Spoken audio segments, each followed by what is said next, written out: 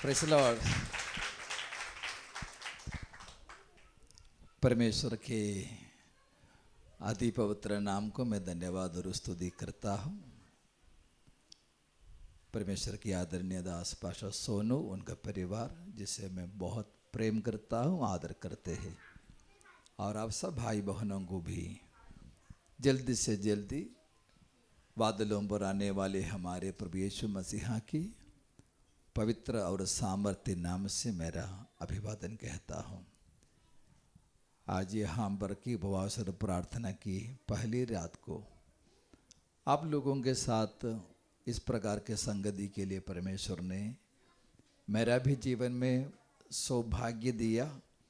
मैं इसको बहुत ही प्रभु की ओर से एक आदर समझता हूँ, परमेश्वर के लोगों के साथ इस प्रकार का संगति के लिए। आपके गवाही के द्वारा परमेश्वर के कार्यों को सुनने के लिए प्रभु सहायता किया है।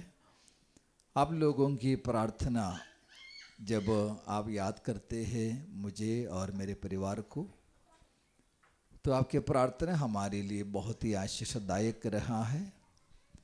आगे भी आप लोग हमारे लिए जब भी याद आएंगे प्रार्थना में याद कीजिएगा। परमेश्वर आप सबको आशीष करें। आइए हम प्रभु के वचन की ओर हमारा मन लगाने के लिए मरकुस के रचित सुसमाचार 4 अध्याय में हम जाएंगे। मरकुस के रचित सुसमाचार 4 अध्याय उसका 35 से 35 से लेकर 41 तक वचन को एक जन आवाज बढ़ाकर अच्छे तरीके से पढ़िए। उसी दिन जब सांझ हुई तो उसने चेलों से कहा, आओ हम पार चलें। और वे भीड़ को छोड़कर जैसा वह था वैसा ही उसे नाव पर साथ ले चले, और उसके साथ और भी नावें थीं। तब बड़ी आंधी आई और लहरें नाव पर यहाँ तक लगी कि वह पानी से भरी जाती थी। पर वह आप पिछले बाग में गद्दी पर सो रहा था। तब उन्होंने उसे जगाकर उससे कहा, हे गुरु, क्या तुझे चिंता नहीं कि हम नष्ट हुए जाते हैं? तब उसने उठकर आंधी को डांटा और पानी से कहा, शांत रहे, थम जा। और आंधी थम गई और बड़ा चैन हो गया।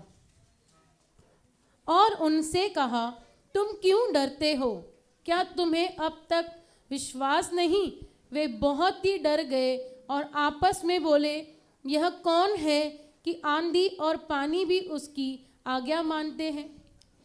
इस वचन के लिए मैं प्रभु को धन्यवाद करता हूँ। मेरे ख्याल से यहाँ पर बैठे हुए लोगों में से अधिकतर लोग इस भाग को अच्छे से जानते होंगे, इसलिए मुझे इस संदेश को बांटने में आसान रहेगा।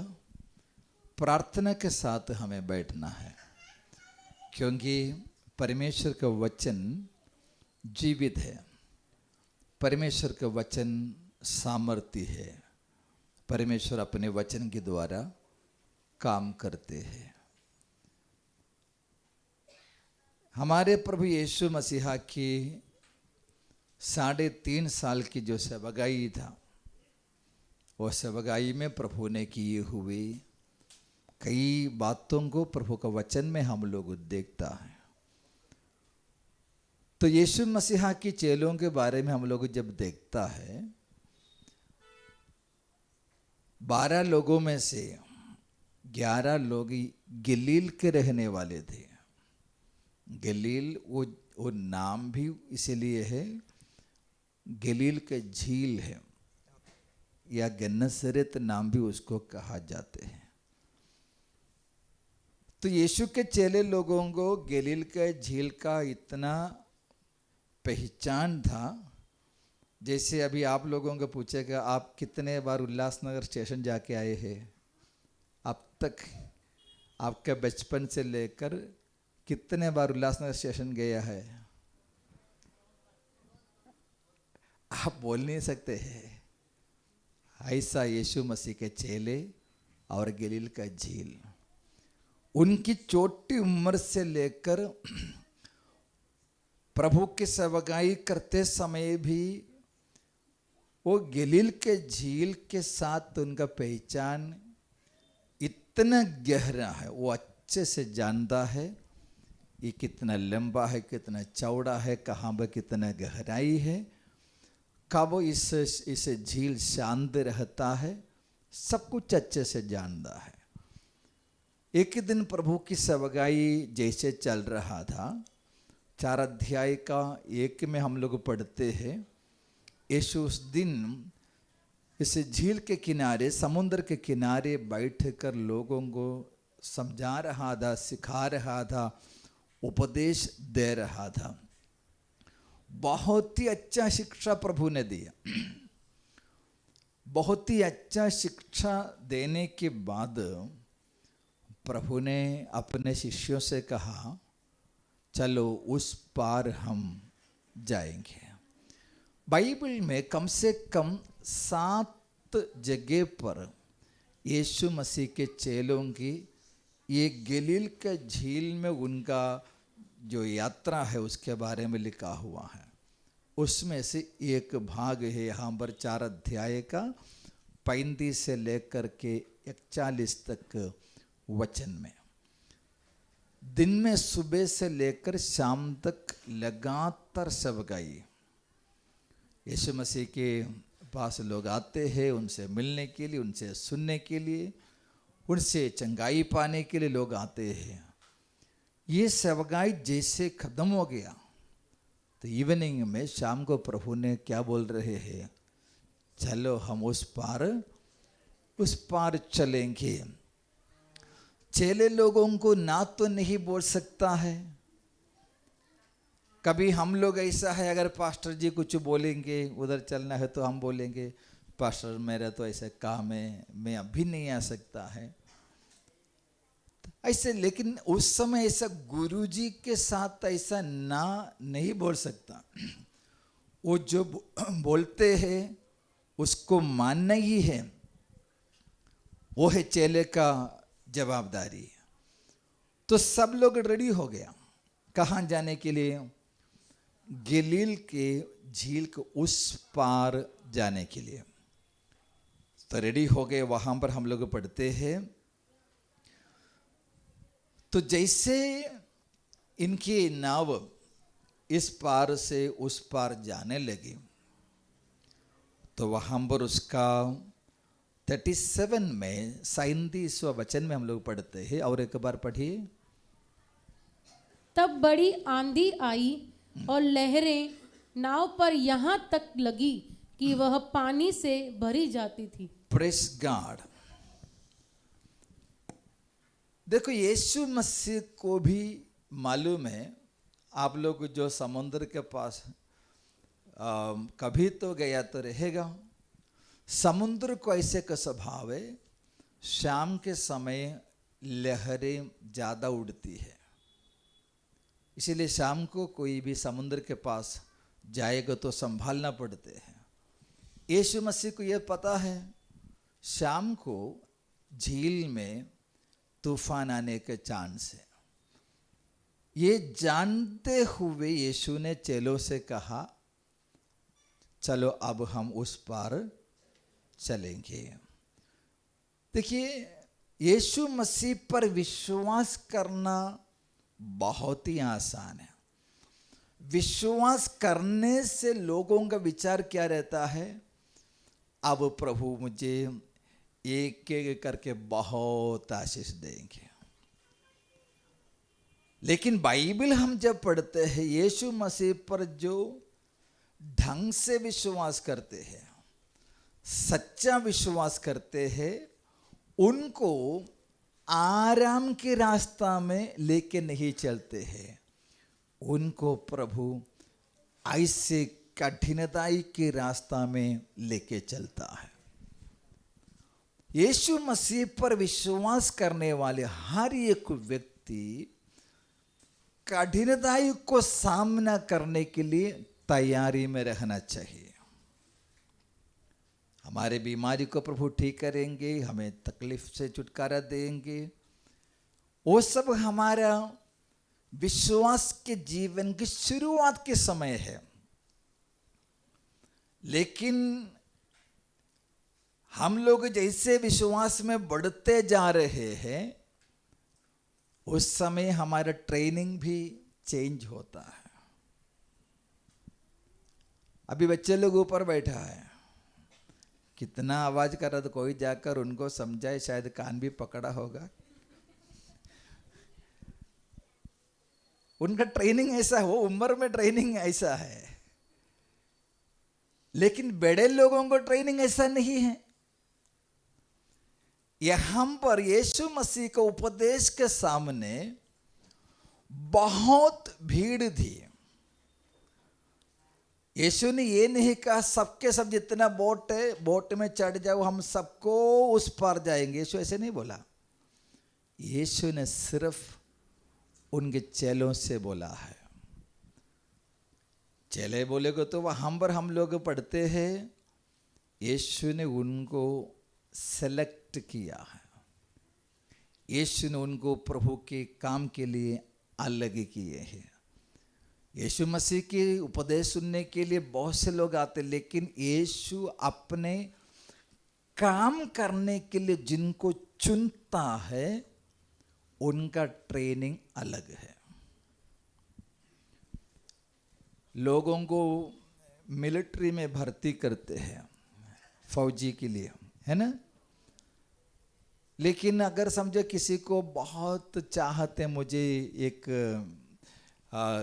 फौजी बनना है, वो हिसाब से किसी को भी मिलिट्री में भर्ती नहीं करेंगे क्या? उनको हाइट चाहिए, उनको वो हिसाब से वेट चाहिए, उनका चेस्ट इतना बड़ा चाहिए, ठीक है, तो उनको मिलिट्री में भर्ती करेगा? नहीं करेगा। उसके बाद उनका फिजिकल टेस्ट रहेगा, रनिंग रहेगा, जंपिंग रहेगा। इसके बाद उनको मेडिकल टेस्ट रहेगा, रिटन टेस्ट रहेंगे। ये सब ओके होने के बाद उनको मिलिट्री में भर्ती करेगा। ये भर्ती होने के बाद भी सीधा उनके हाथ में गन नहीं देता है। उनको 1 साल का या 2 साल का इतना स्ट्रिक्ट ट्रेनिंग रहता है। और ट्रेनिंग के बाद उनको कहाँ पर भेजते हैं? उनको जहाँ पर हमारे सीमा में नहीं तो कहीं पर उनको ड्यूटी के लिए भेजता है। तभी वो कौन बन गया है? एक फौजी बन गया है। लेकिन हमारे गवर्नमेंट में, हमारे देश में कमांडोस भी है। जब मुंबई में आतंकी हमला हुआ था, तभी दिल्ली से कमांडोज को लेके आया। उन लोग आकर हम पर आतंकवादियों को मार के गिराया है। ये कमांडोज को फौजियों में से चुनता है। जो मिलिट्री में है, उनको जिसका 5 साल का 10 साल का सर्विस हुआ है, उनमें से अगर समझो कि 500 मिलिट्री है, 500 फौजी, उनमें से चुनेंगे तो 25 या 50 लोग ही बनेगा कमांडो के लिए। वो ट्रेनिंग अलग है। तो यीशु मसीह का उपदेश सुनने के लिए बहुत भीड़ आए थे, लेकिन यीशु मसीहा ने उन सारे भीड़ को अपना चेला होने के लिए, प्रेरित के लिए अलग नहीं किया है। जिनको अलग किया है उनके विषय में प्रभु का वचन में हम लोग पढ़ते हैं। 3 अध्याय का 13 से लेकर 15 तक वचन पढ़िए। मरकुस 3 का। फिर वह पार पर चढ़ गया और जिन्हें वह चाहता था, जिन्हें वो चाहता था, उन्हें अपने पास बुलाया। उन्हें अपने पास बुलाया और वे उसके पास आए। वो इसके पास आया है।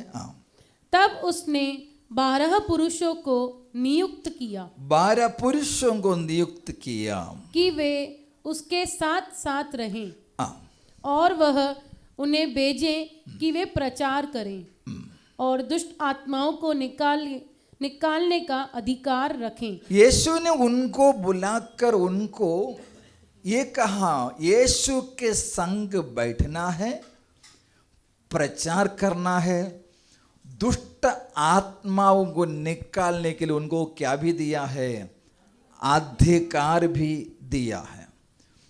ये 12 लोगों को लेकर यीशु जा रहे हैं उस पार। जाते समय वहां पर हम 37 वचन जो पढ़ा है, 4 का 37 और एक बार।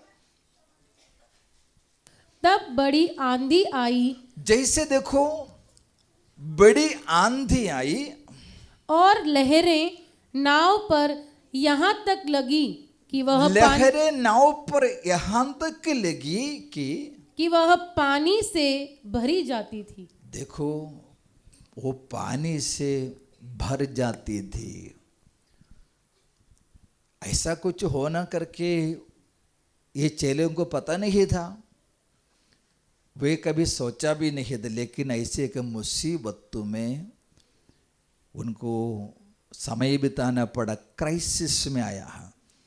हर एक व्यक्ति जो यीशु मसीह को दिल से पीछा करते हैं, वो व्यक्ति समस्या को सामना करने के लिए सीखना है। समस्या के समय में भाग जाने के लिए बहुत ही आसान है, लेकिन यीशु ऐसे लोगों को नहीं चाहते। यीशु चाहते हैं जो मेरा काम करने के लिए चाहते, जिनको मैं बुलाया हो, वो समस्याओं को, संकटों की सामना करने के लिए उसका शक्ति पाना चाहिए। पूरे बाइबल हम लोग देखो, कोई डरपोकों को प्रभु कभी इस्तेमाल नहीं किया। प्रभु ने चुना डरपोकों को, लेकिन उसको परमेश्वर के नाम की महिमा के लिए इस्तेमाल करने से पहले उनको प्रभु ने सामर्थ्य बना दिया है। आपको परमेश्वर के बुलाहट होंगे, परमेश्वर आपको आपके द्वारा कुछ करने के लिए चाहते भी होंगे,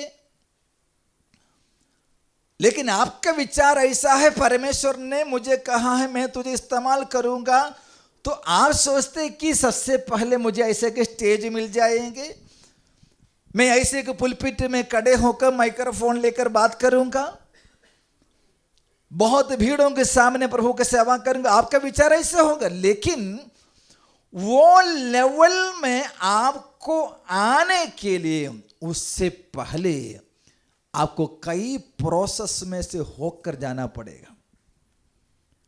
वहां पर बहुत से लोग फेल हो जाते हैं, वो इस बात को नहीं समझते हैं। दाऊद को परमेश्वर ने इस्राएल के राजा बना दिया, हमें भी बहुत अच्छा लगता है, राजकीय सिंहासन पर बैठकर सबके ऊपर हुक्म चलाने के लिए। लेकिन दाऊद को उसे राजा की दर्जे में, राजा के सिंहासन पर लाने के परमेश्वर ने उसके जीवन में ऐसा मौका दिया था। दाऊद, शमूएल का पहला पुस्तक 17 अध्याय बताए, जब मैं अपने पिता की भेड़ बकरियों को चरा रहा था, एक दिन शेर, सिंह मेरे भेड़ों को लेने के लिए आए। दूसरी बार एक भालू आया, मैं उसको देखते हुए डर कर भागा नहीं, मैं उसका पीछा करके सिंह को मैंने फाड़ कर मेरे भेड़ को मैंने बचा लिया, भालू को मैंने मार करके खत्म कर दिया है। उसके बाद परमेश्वर ने दाऊद के लिए राजा के सिंहासन के लिए रास्ता खोल के लाया है। आपके जीवन में जब परेशानी आ जाते हैं, समस्या आ जाते हैं, तकलीफें आ जाते हैं, वो आपको प्रभु इस्तेमाल करने से पहले का एक ट्रेनिंग का पीरियड है। वहां पर आपको साबित करना होगा मैं यीशु मसीह के लिए खड़ा हूं। वहां पर आपको यह दिखाना होगा मैं इसके सामने डर कर भागने वाला नहीं हूं, मैं यहां पर भी यीशु मसीहा के लिए खड़े रहूंगा। जिसको भी देखो, मूसा प्रभु के दास इतने लाखों लोगों को कनान देश में ले जाने के लिए परमेश्वर ने उनको इस्तेमाल किया, लेकिन वो बड़े जिम्मेदारी मूसा के हाथ में देने से पहले 40 साल मूसा को जंगल में परमेश्वर ट्रेनिंग के लिए भेज दिया। वहां पर दिन रात धूप में, ठंडी में, बरसात में रह रह कर मूसा परमेश्वर का पूरा कोर्स कंप्लीट किया। उसके बाद परमेश्वर ने उनको बड़ी उत्तरदायित्व, बड़े जवाबदारी उसके हाथ में दे दिया है। चेले लोग इस हालत में इतना स्ट्रगल हो गए हैं, प्रेस गॉड। वे लोग क्या बोलने लगे मालूम है? हम अभी नाश हो रहा है। विश्वास के जीवन में समस्या जब आते हैं, प्रचार करना बहुत आसान है। जब प्रभु हमारे लिए बहुत अच्छे अच्छे काम करते हैं तो हम बहुत ही आनंदित हैं, हम हालेलुया बोलेंगे, प्रेज़ द लॉर्ड बोलेंगे। लेकिन जैसे चक्रव्यूह में हम लोग चक्कर मारते हैं, उस समय भी अगर प्रभु की महिमा कर सकता है, उस समय भी प्रभु के लिए खड़े हो सकता है, उसको कहता है आत्मिक जीवन। Praise the Lord. बड़े तूफान में वे लोग फंस गए हैं, वे फंसा नहीं, उनको फंसाया है। वहां पर पहुंचा नहीं, वहां पर पहुंचाया है, क्योंकि आगे उनके द्वारा बड़े काम करना है। Praise the Lord. हम लोग हमेशा उपवास प्रार्थना के विषय हमारा ऐसा है, सुनेगा तो हमें हंसी भी आएगा। कोई सपना देखा, कुछ समस्या आ रहे हैं, प्रभु जी उस समस्या को तू दूर कर, उसके लिए प्रार्थना करते हैं। कुछ तकलीफ आने वाले इसलिए क्या करते हैं? उपवास करते हैं। क्या आप जानते हैं ये तकलीफ, ये समस्या परमेश्वर ने आपके लिए नियुक्त की, जिसके द्वारा परमेश्वर की योजना आपके जीवन में पूरा होना है। अगर यीशु मसीहा ने आपको लेके गए उस रास्ते में आपको संकट झेलना पड़ा, आप इस बात को समझ ले कि परमेश्वर की योजना के अनुसार के मुसीबत में मैं हूं, हम प्रभु मेरे लिए कुछ तो चाहते हैं। पौलुस प्रेरित ने रोमियों के पत्र में इसलिए कहा है, जो परमेश्वर से प्रेम करते हैं उनके लिए सब बातें मिलकर कर भलाई के लिए उत्पन्न होता है। Praise the Lord, praise the Lord, hallelujah. मैं प्रभु को धन्यवाद करता हूं। इन लोग इतना मेहनत किया, लेकिन कुछ भी नहीं हो रहा है। Praise the Lord, thank you Lord Jesus. देखिए अगले वचन में हम लोग पढ़ते हैं, यीशु क्या कर रहा था? यीशु सो रहा था। इन लोगों क्या बोलते हैं? 38 वचन 38। पर वह आप पिछले बाग में गदी पर सो रहा था। तब उन्होंने उसे जगाकर उससे कहा, हे गुरु, क्या तुझे चिंता नहीं कि हम नष्ट हुए जाते हैं? Praise the Lord. ये हमारा प्रार्थना है, प्रभु जी आप मेरा नहीं सुनता है? प्रभु आप मुझे नहीं देखता है क्या? प्रभु आप मुझे भूल गया है क्या?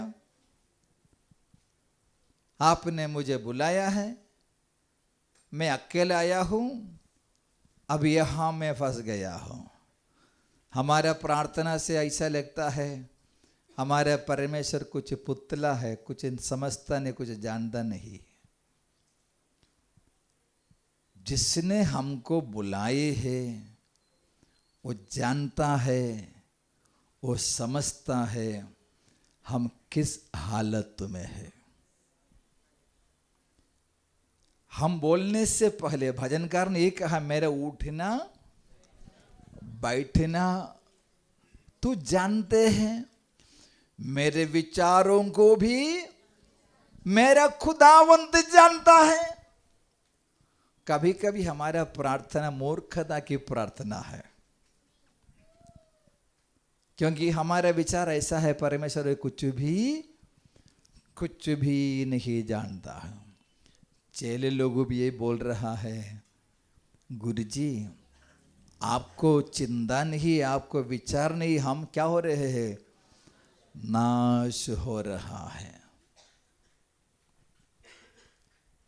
यीशु मसीह के साथ चला, अच्छा प्रचार सुना, अच्छा प्रचार सुनकर अभी थोड़ी देर पहले ही बोट में बैठ गया, जो भी प्रचार सुना, जो भी समझाया, सब पानी में गया। ऐसा है, मीटिंग में आएंगे, ताली बजाएंगे, हल्लेलुया बोलेंगे, लेकिन थोड़ा सा तकलीफ आएगा तो क्या हो जाते हैं, सब पानी में चला जाता है। ऐसा नहीं हो हमारे विश्वास के जीवन में। तब यीशु ने उठा, वहां पर हम लोग पढ़ते हैं 39 में, तब उसने उठकर आंधी को डांटा और पानी से कहा, शांत रहे, थम जा। और आंधी थम गई और बड़ा चैन हो गया। अगला वचन, और उनसे कहा, तुम क्यों डरते हो? यीशु चेलों से ये कहता है, तुम क्यों डरते हो? अभी ऐसे हालत में क्यों नहीं डरेगा? लेकिन यीशु का सवाल ये है, तुम क्यों डरते हो? तुम नहीं डरना चाहिए, क्योंकि तुमको मैंने हजारों लोगों के बीच में से देखकर मेरे काम के लिए बुलाया है। मैंने तुम्हारे लिए एक प्लान बनाया है, तू मेरे साथ तो बैठने के लिए मैंने बुलाया है, मेरे विषय में प्रचार करने के लिए बुलाया है, दुष्ट आत्माओं को निकालने का अधिकार देखकर मैं तुमको बुलाया है।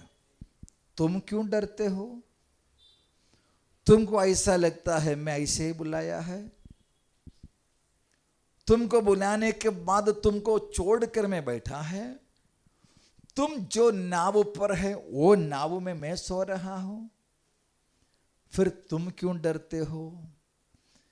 यीशु जिनको बुलाए हैं, यीशु मसीह के कहने से जो आगे बढ़ता है, और उनके साथ अभी भी अगर यीशु मसीहा है, क्यों डरते हो? कई बार हमको ऐसा एक सवाल हमारे मन में आते हैं, जैसे गिदयोन ने पूछा, यदि प्रभु आप हमारे साथ हो, हमें ऐसे क्यों होते हैं?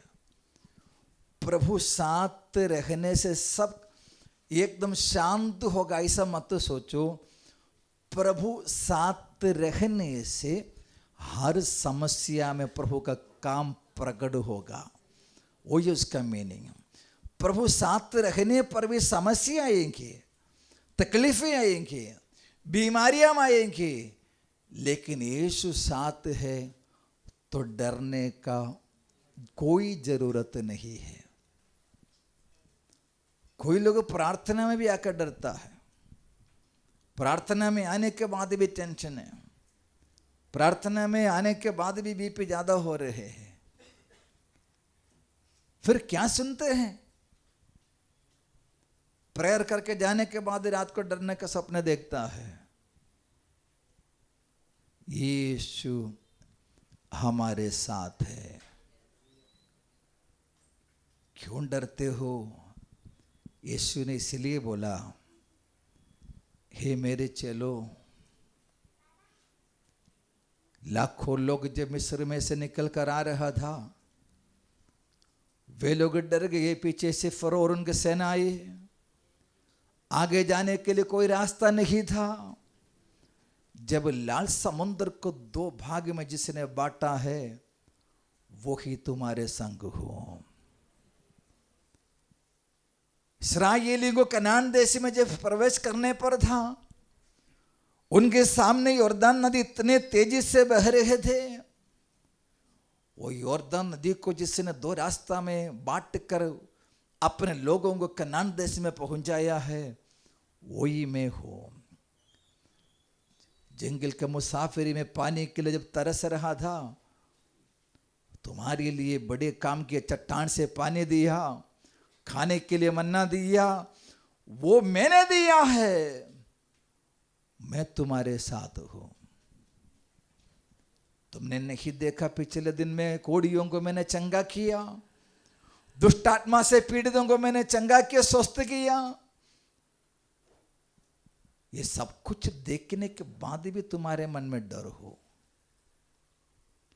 जब दूसरे लोग खड़े होकर गवाही देते हैं, यीशु ने मेरे जीवन में कार्य किया, यीशु ने मुझे चंगा किया, यीशु ने मुझे छुड़ाया है, यीशु ने मुझे आशीष किया, ये सुनने के बाद भी तुम डरते हो।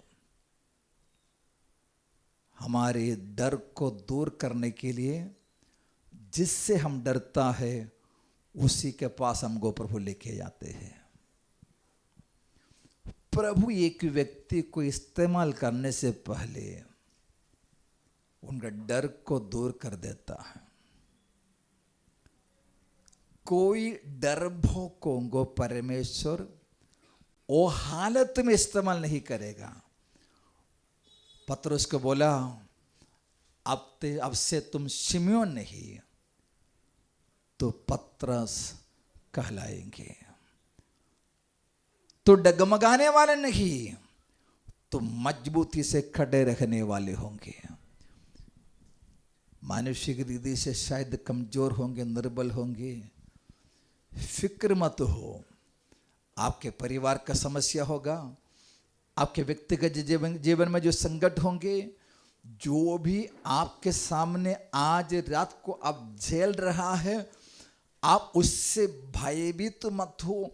आप ये समझ लीजिए, आप प्रभु की वाणी को सुनकर, प्रभु की वचन को सुनकर यीशु मसीह के पीछे चलने से आपको प्रभु इस्तेमाल करने के लिए चाहते हैं।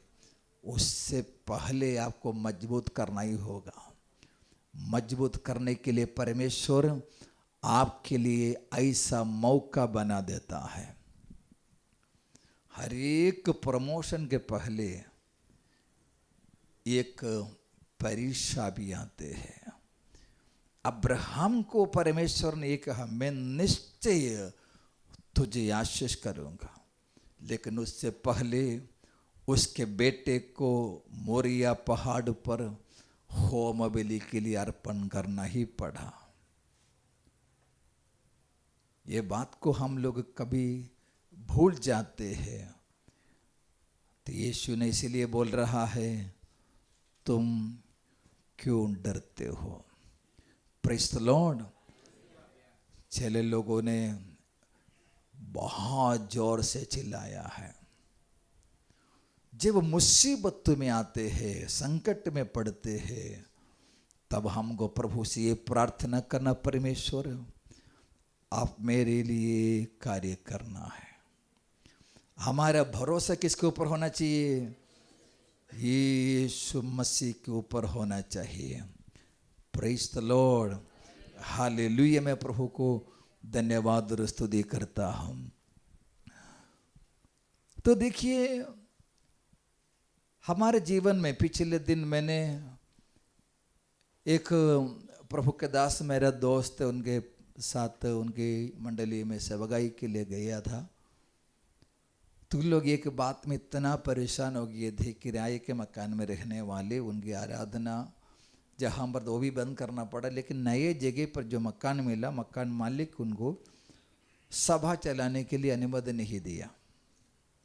पहले हाँ बोला था, लेकिन घर के एग्रीमेंट सब बनाने के बाद बोला मीटिंग प्रार्थना नहीं रख सकता है। वो पास्टर और फैमिली इतना दुखी हुआ, उनको दूसरा कोई रास्ता ही नहीं है, तभी मैं वहाँ पर गई। लेकिन संडे के दिन वो लोग, घर के लोग बैठकर शांति से कम आवाज में गाना गाते थे, प्रार्थना करते थे। एक दिन मैं भी वहाँ पहुँच गए उनके साथ आराधना करने के लिए। तो प्रभु का वचन से मैंने बोला, हमारा परमेश्वर जो कुछ करते हैं हमारे अच्छे के लिए है। परमेश्वर अभी भी काम करता है, अभी भी परमेश्वर के हाथ में सामर्थ्य है। परमेश्वर जब काम करते हैं हमारे समय पर, हमारे मर्जी से नहीं। वो जब हम थक जाते हैं, जब हम दिल खोल कर प्रार्थना करते हैं, टूटे हुए दिल से मांगता है, तब परमेश्वर काम करता है। मैं लगभग 1.25 घंटा प्रभु का वचन से संदेश दिया। मैं बोला परमेश्वर अद्भुत काम करने वाले हैं, हम विश्वास करेंगे। हम लोग ज़्यादा लोग नहीं थे, 6 लोग थे मीटिंग में। प्रार्थना करके मीटिंग सब खत्म हुआ, वहाँ पर से मैं अपना घर चले गए। लगभग 5 या 5:30 बजे प्रभु का दास ने मुझे फ़ोन किया। उस दिन दोपहर के बाद घर के मालिक घर पे आया और बैठ के बातचीत किया। उन्होंने कहा आप मेरे घर में अगले दिन से मीटिंग चला सकता है।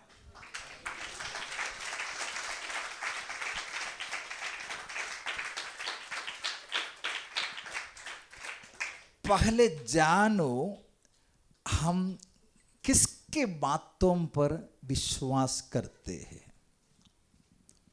अगर यीशु मसीह को एक व्यक्ति ठीक से नहीं पहचानते हैं, वो हमेशा डरते ही रहेगा।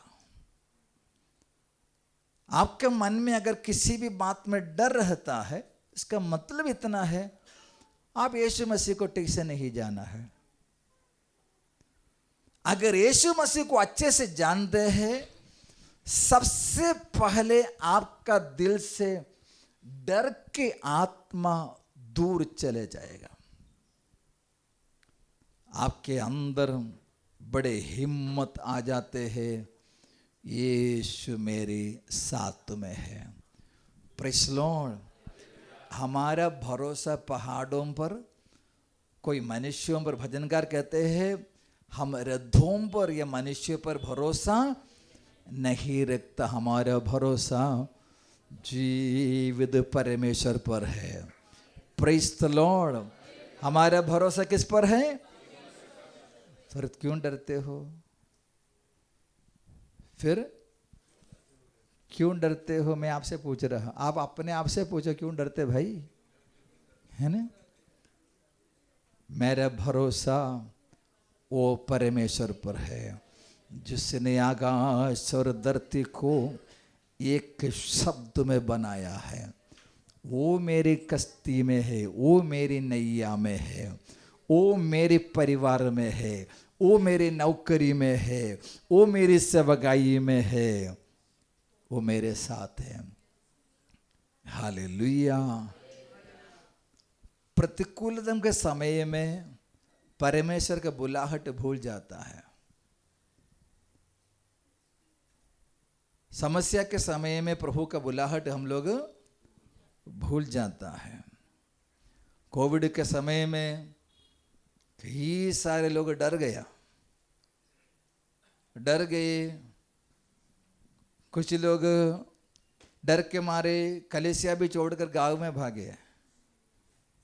उनके विचार ऐसे था 2 महीने में कोविड चला जाएगा, फिर हम आके कलीसिया चलाएंगे। कोविड तो हमसे भी चतुर है, वो 2 महीने से नहीं गए, 2 साल तक बैठा रहा। तो 2 महीने के लिए चले गए, वो वापस आए, कलीसिया भी नहीं, कुछ भी नहीं है। परमेश्वर की बुलाहट को जिनके ऊपर है, उनसे मैं कहता हूं, कितना भी भयंकर परिस्थिति आपके सामने आने दो, बिल्कुल नहीं डरना, बिल्कुल। एक बार हमारे सबगाई में बहुत बड़े बाधा आया, ऐसे प्रॉब्लम आया कि हम पूरे परिवार इतने समस्या में चले गए। मेरे बच्चे छोटे छोटे हैं, पढ़ाई करते हैं, मेरी वाइफ है, वो भी हाँ मेरे साथ सेवगाई में मदद करती है। तो हम लोग प्रार्थना करते रहा। मेरे वाइफ मेरे से पूछी, अब कैसे क्या करोगे? तभी मैंने यही बोला, जिसने बुलाया है वो अभी भी जीवित है। मेरे शादी से पहले सगाई के लिए निकला, मेरे माता पिता, मेरे भाई बहन कोई मेरे साथ नहीं था, तब वो मुझे चलाया। मेरा परिवार हुआ, वो अभी तक चलाया, कल भी वो मेरे साथ रहेगा।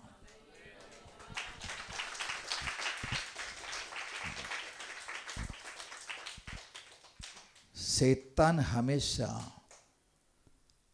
आपको हराने से पहले आपका मन में बड़े घबराहट को डालेगा, आपके मन में इतना बड़ा डर पैदा करेगा, क्योंकि आप पूरे तौर से निराशा में गिर जाए।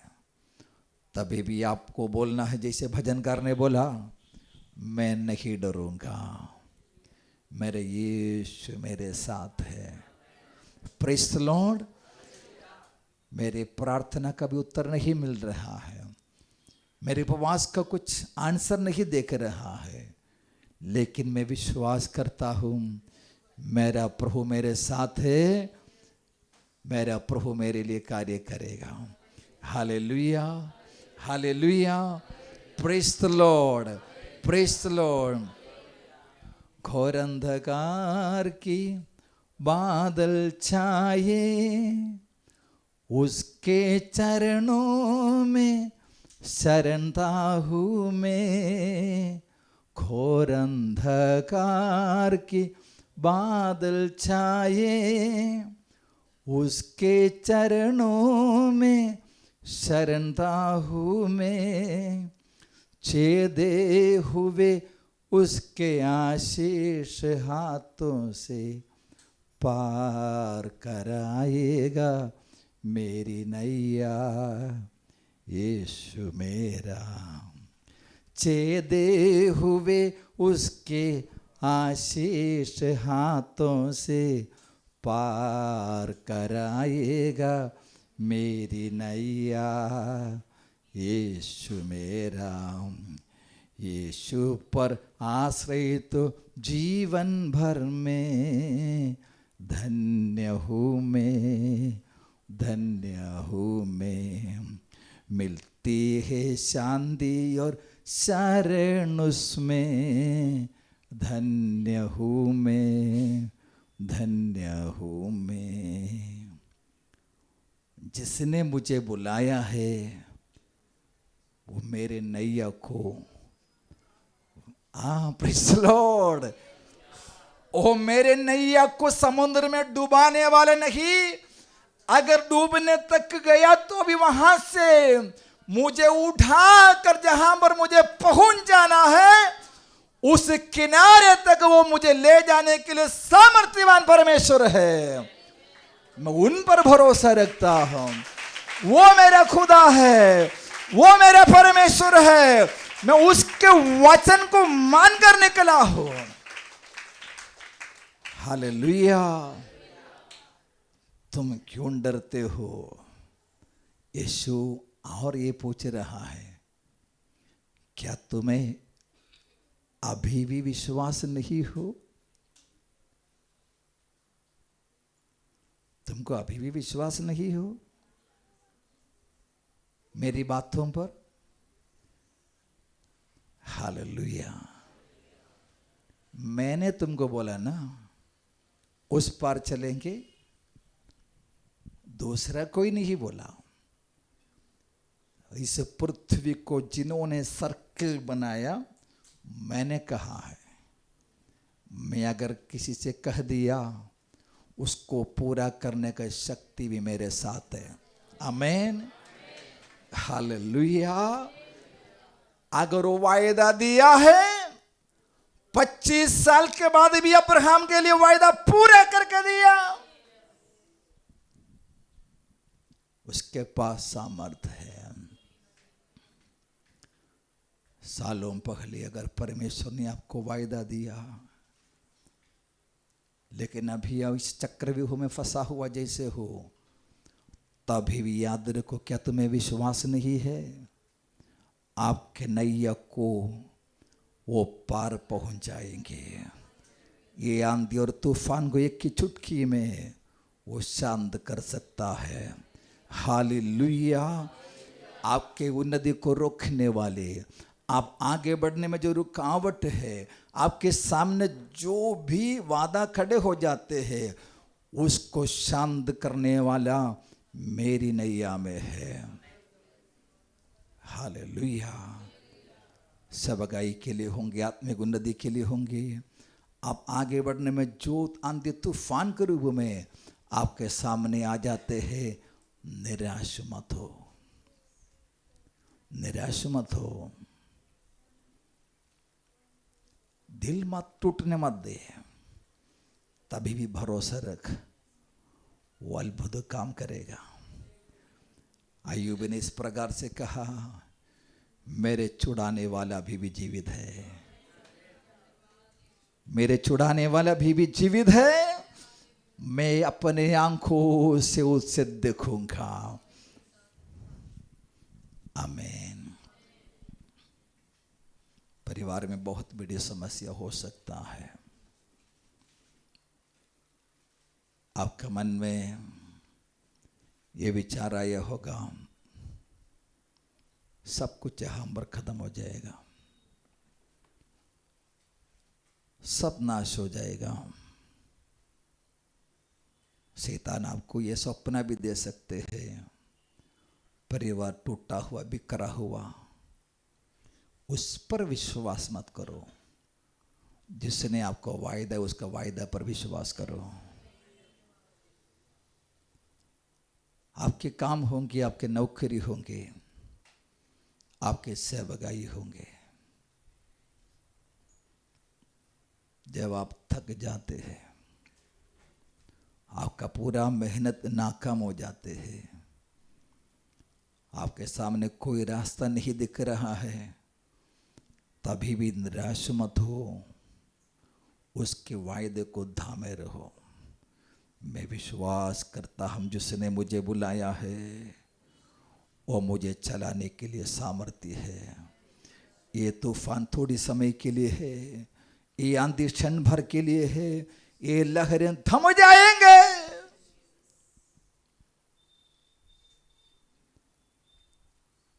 जिसने बनाया है उनके पास शक्ति है।